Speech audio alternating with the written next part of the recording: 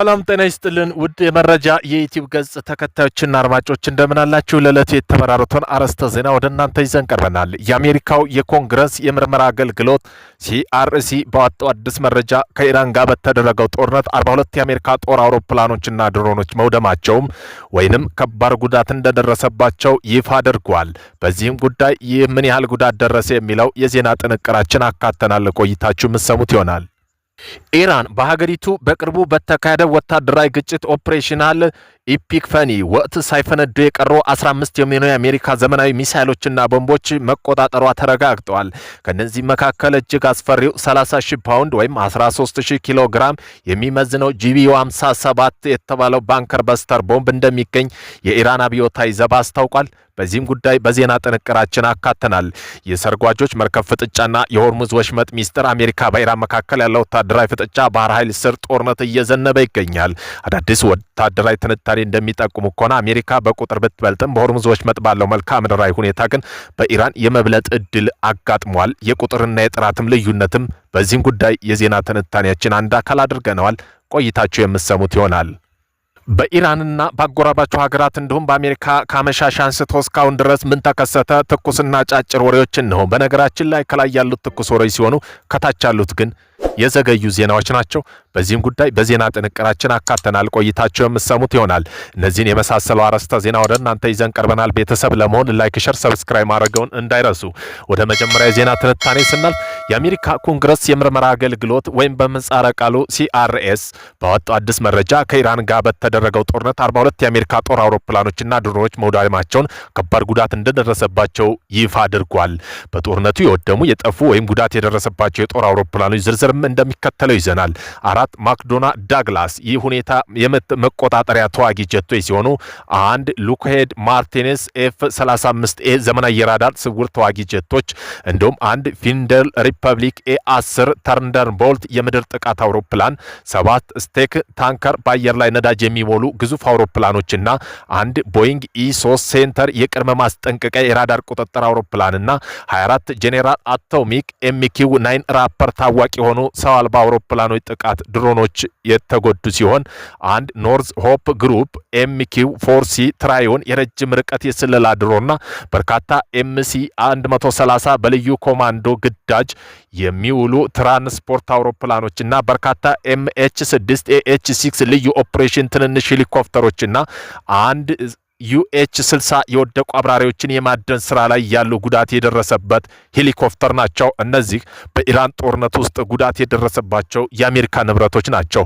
ባጭሩ በዚህም ጦርነት ውስጥ ወደ $2.6 ቢሊዮን ኪሳራ ደርሶባታል ተብለዋል። ሀገራቱ በቅርቡ በተካሄደው ወታደራዊ ግጭት ኦፕሬሽናል ሚድናይት ሃመር ወይም ኢፒክፈኒ ወቅት ሳይፈነዱ የቀሩ 15 የሚሆኑ የአሜሪካ ዘመናዊ ሚሳይሎችና ቦምቦች መቆጣጠሯን ኢራን አስታውቃለች። ከነዚህ መካከል እጅግ አስፈሪው 30,000 ፓውንድ 13,600 ኪሎ ግራም የሚመዝነው GBU-57 ማሲቭ ኦርዲናንስ ፔኔትሬት የተባለው ባንከር በስተር ቦምብ እንደሚገኝበት የኢራን አብዮታዊ ዘብ IRGC አስታውቋል። ይህ ቦምብ በተለይ የኢራን ጥልቅ የኒኩለር ምሽጎች ሰብረው ለመግባት ታስቦ የተሰራ ቢሆንም በቴክኒክ ብልሽት ምክንያት ሳይፈነዱ በዛጃን ግዛት 13 ሜትር ውስጥ ተቀብሮ መገኘቱና አሁን ለወታደራዊ ምርምር ማዕከላት መዘዋሩ ትልቅ መነጋገሪያ ሆነዋል። ተተም ለአሜሪካ ወታደራዊ ሚስጥር ትልቅ ስጋት የፈጠረ ሲሆን ኢራን እነዚህ መሳሪያ ሪቨርስ ኢንጂነሪንግ መልሶ መገጣጠም ኮፒ የመስራት ጥናት እንዲደረግባቸው ለምህንድስና ቡድኖች አስረክባለች። በተለይ የቦምቡ ጠንካራ የብረት ውህድ እና እጅግ ውስብስብ የሆነው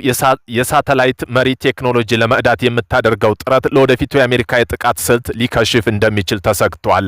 አሜሪካ በበኩሏ የተጠቀመቻቸው ቦምቦች መተካት ከ$100 ሚሊዮን በላይ የሚገመት አዲስ ውል ለቦይንግ ኩባንያ የሰጠች ሲሆን ኢራን ባለስልጣን ግን የአሜሪካ የቴክኖሎጂ የበላይነት አብቅቶለታል በማለት በድል አድራጊነት እየገለጸች ነው። የሰርጓጅ መርከቦች ፍጥጫና ሆርሙዝ ወሽመጥ ምስጢር በአሜሪካና በኢራን ያለው ወታደራዊ ፍጥጫ ወደ ባህር ጦር ስር እያዘነበ ይገኛል። አዳዲስ ወታደራዊ ትንታኔ እንደሚጠቁመው ከሆነ አሜሪካ በቁጥር ብትበልጥም በሆርሙዝ ወሽመጥ ባለው መልክዓ ምድር ሁኔታ ግን ኢራን የመብለጥ እድል አጋጥሟታል። አሜሪካ 70 የኒውክሌር ሰርጓጅ መርከቦች ያላት ሲሆን 50ዎቹ በቅርብ ርቀት ጥቃት፣ 20ዎቹ ደግሞ ለረጅም ጊዜ ሚሳይል የተመደቡ ናቸው። ሆኖም ግን አብዛኛው በጥገናና በእርጅና ምክንያት ለጦርነት ዝግጁ አለመሆናቸው ይነገራል። ኢራን 30 ሰርጓጅ መርከቦች ያላት ሲሆን 23ቱ በቅርብ ርቀት ጥቃት የተሰጡ ጋርዳን ክፍል መርከቦች ናቸው። እነዚህ መርከቦች አነስተኛና ፈጣን በመሆናቸው ለወሽመጡ ውጊያ ምቹ ናቸው። የኢራን ጋድር ሰርጓጅ መርከቦች 30 ሜትር ብቻ ጥልቀት ባለው ጠባብ ውሃ ውስጥ ለውጊያ የተነደፉ ናቸው። ግዙፎቹ የአሜሪካ ኒኩለር ሰርጓጅ መርከቦች እንዲህ አይነት ጥልቀት በሌለው ውሃ ውስጥ መንቀሳቀስም ሆነ መዋጋት አይችሉም። የጥገና ቀውስ ወታደራዊ ተንታኞች እንደሚሉት ከሆነ ሃሪንጄ ካኒስ እንደገለጹ ከሆነ አሜሪካ በሰርጓጅ መርከብ ጥገና ረገድ ትልቅ ችግር እንዳጋጠማት ነው። በተለይ ዋናው የውጊያ ኃይል የነበሩት 24ቱ የሎስ አንጀለስ ክፍል መርከቦች በፍጥነት አገልግሎት እየወጡ መሆኑን ክፍተት ፈጥሯል ብለዋል። አነጋጋሪው ጥያቄ አሜሪካ በዓለም ላይ ጠንካራ ባህር ኃይል አላት ቢባልም በቴክኒክና መልክዓ ምድር ምክንያት የሆርሙዝ ወሽመጥን መክፈት ካልቻለች ነገ ከቻይናና ከሩሲያ ግዙፍ የባህር ኃይሎች ጋር እንዴት ልትጋፈጥ ትችላለች? ኢራን ስትራቴጂካዊ የአሜሪካ ኃይልን ገድቦታል። ኢራን ከአጎራባች ሀገሮች እንዲሁም ከአሜሪካ መሻሾ አንስቶ እስካሁን ድረስ ምን ተከሰተ? ትኩስና ጫጭር ወሬዎች እነሆ ይዘናል። አሜሪካ ከእስራኤል ኢራን ጋር የተደረገው ጦርነት የተኩስ አቁም ስምምነት ማድረጋቸው ይታወሳል። እስካሁን ድረስ የተኩስ አቁም ስምምነት ተግባራዊ እንደሆን ነው። ነገር ግን በዓለም አቀፋዊ ደረጃ ኢኮኖሚ ቀውስ አስከትሎ በዓለም አቀፍ ደረጃ የኑሮ ውድነት፣ የትራንስፖርት ችግር በየአቅጣጫው መሰማቱ አሁንም እንደቀጠለ ነው። የኢራን ከፍተኛ ዲፕሎማሲ ፓኪስታን ለተደረገው ውይይት አለመሳካት አሜሪካ ተጠያቂ አድርገዋል። በተፋላሚ ወገኖች መካከል ቁጥሩ ድርድር የመደረጉ ሁኔታ ከወዲሁ ጥያቄ ውስጥ ገብቷል። ይህም የውጭ ጉዳይ ሚኒስትር አባስ አራግቺ በሴንትስበርግ አረጋግጠዋል። ይህም ያረጋገጡት ሩሲያው ፕሬዝዳንት ቭላዲሚር ፑቲን ከተገናኙ በኋላ ነው። ባለፉት ጥቂት ቀናት ውስጥም ከዋናው አስታራቂ ፓኪስታን ጉብኝት በኋላ ሚኒስትሩ ወደ ኦማን ጉዞ አድርገው ነበር።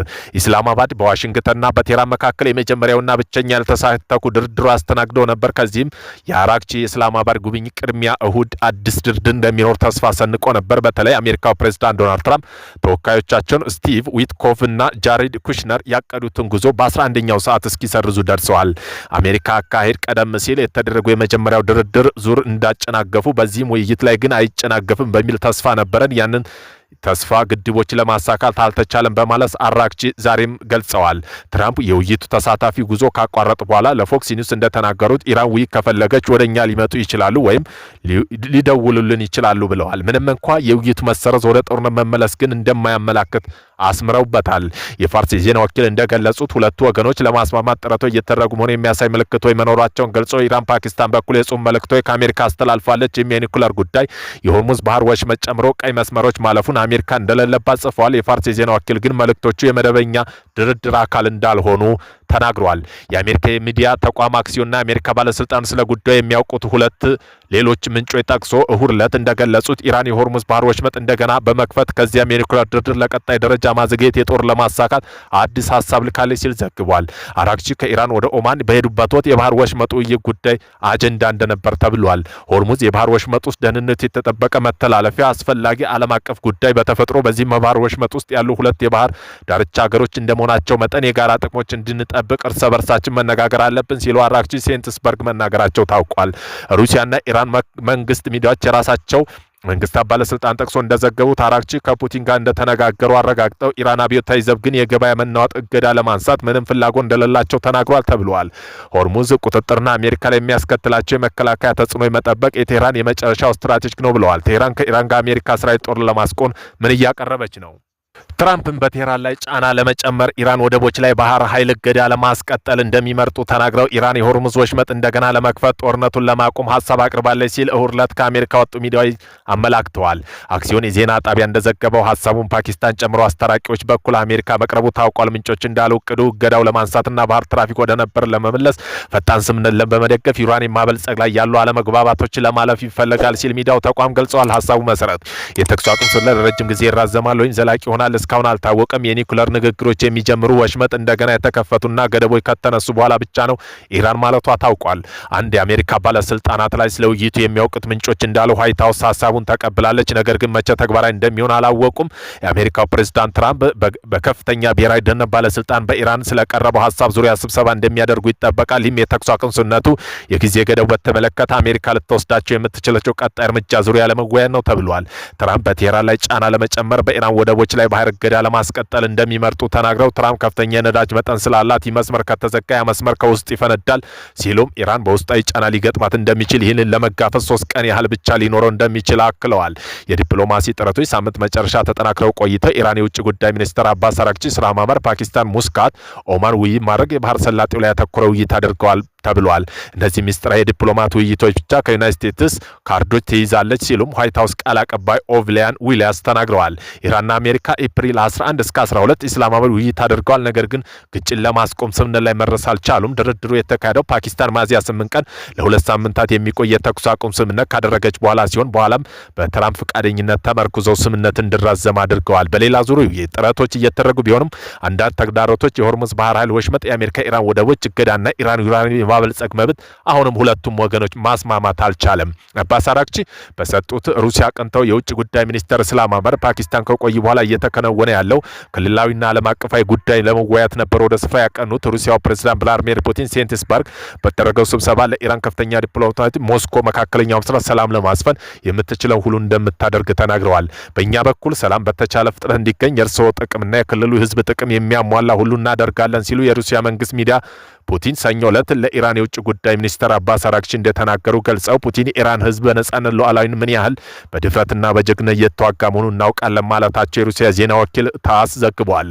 ሩሲያ ልክ እንደ ኢራን ስትራቴጂካዊ ግንኙነት ለመቀጠል አስባለች ሲሉ አክለዋል። በእኛ በኩል በሰላም በፍጥነት እንዲያገኙ የእናንተን ጥቅም የክልሉን ህዝብ ጥቅም የሚያሟሉ ሁሉ እናደርጋለን ሲሉ የሩሲያ መንግስት ሚዲያ ገልጸዋል። በመሆኑም በሌላ በኩል የአሜሪካው ፕሬዝዳንት ዶናልድ ትራምፕ ፓኪስታን አስተናጋጅነት የተቀናቃኝ ፓርቲዎች መካከል የተደረገው ድርድር እልባት ያልደረሰ ስለሚመስል አሜሪካ ሚዲያ በኢራን ጦር ላይ ከፍተኛ የደህንነት አማካሪ ጋር ውይይት ያደርጋሉ ሲል የአሜሪካ ሚዲያ ዘግቧል።